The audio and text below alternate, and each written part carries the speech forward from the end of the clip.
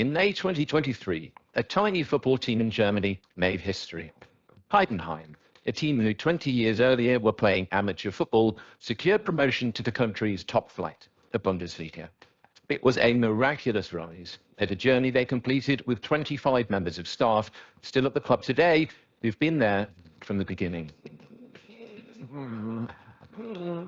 After the end of his playing career, which had risen as high as the Zweite Bundesliga, but now dropped down into the Oberliga, the fifth level of German football, centre-back Frank Schmidt became head coach of the team he had played for since 2003, FC Heidenheim. Heidenheim, the place, is home to 50,000 people. 2 hours from Munich, 90 minutes from Stuttgart, it's in South Germany, just above Bavaria. And the entire town sits under a 12th century castle, Hellenstein Schloss. The club's football home is the Altstadion, now known as the Voith Arena. It's actually the highest ground in all of the Bundesliga, standing 555 meters above sea level. But when Frank Schmidt arrived at the club, it was just a single 700-seater grandstand, sitting on the outside of a running track surrounded by trees. That, of course, would change, and so would the team on the pitch, because Schmidt believed in fast football. He wanted his teams to play wholeheartedly and with organisation, but with speed and precision too.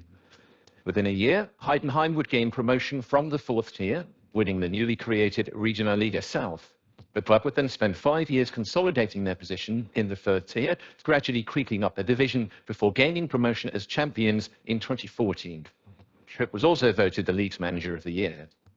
Another 9 years later, Heidenheim had consolidated their position in the Zweite Bundesliga. Many employees from the club's semi-professional era were still there, though. Oliver Sandwald was still CEO. Alexander Ruff, who played with Frank Schmidt back in 2003, was the club's sports manager. And both are still at the club today. But what did change dramatically was the stadium. The running track was replaced by stands on all sides of the ground. The original grandstand was still there, distinguishable by its faded seats. And by 2015, the four corners of the stadium had also all been filled in, with the video screen added to.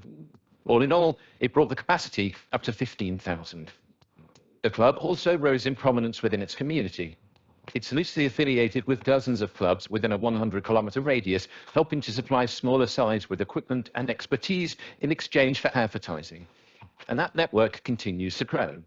Even so, by the 2022-23 season, Heidenheim was still an underdog.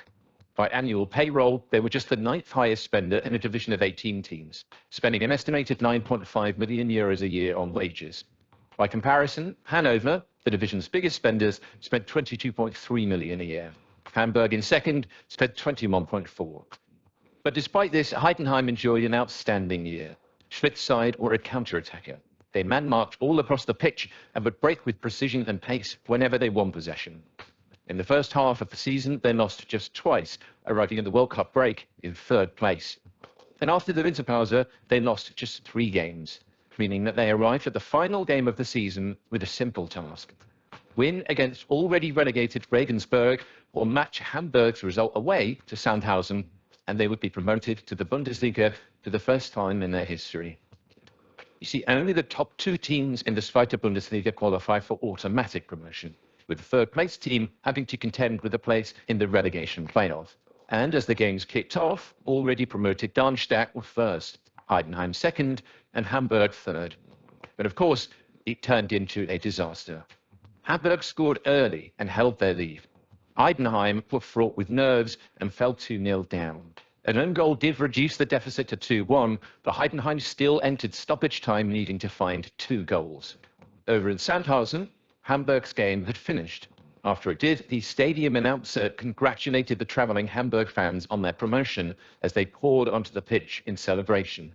Except Heidenheim's game had not yet finished, and none of the Hamburg fans had phone reception to check that what they'd been told was true, or to find out that there were 11 minutes of stoppage time in the other game. So, at 94 minutes, back at the Heidenheim game, Frank Schmidt's side were awarded a penalty for a penalty box shirt pull, and Jan-Niklas Bester converted it to make it 2-2. And then, with 99 minutes on the clock, Heidenheim drove forward in search of history. Bester crossed deep to the back post, and everybody missed it, except Tim Kleindanst, the team's top scorer, who scored the goal that took Heidenheim up. Back in Sandhausen, news of the late goal began to filter through. And the Hamburg pitch invasion suddenly started to take on a very different tone as their fans realized that they weren't heading to the Bundesliga after all, but to a playoff with a strong and improving Stuttgart. Later, Sandhausen will apologize to Hamburg for the incorrect information. But either way, Heidenheim were promoted. For the first time in their history, with a wage spend 23 times less than Bayern, 12 times less than Dortmund, and even half of Köln, Augsburg, or Freiburg, they were a Bundesliga side. That night, as the team bus arrived in the car park outside the Voith Arena just after midnight, thousands of fans were waiting for the team, at least 6,000 of whom had been in Regensburg with the team and had beaten them back. And so far, they haven't done too badly in the top flight either. Heidenheim beat Stuttgart and Union Berlin at the Voith Arena, came back to draw 2-2 with Borussia Dortmund at the Westfalenstadion, and they've generally punched well above their weight. And in September, officially, Frank Schmidt became the longest-serving head coach in German football's history.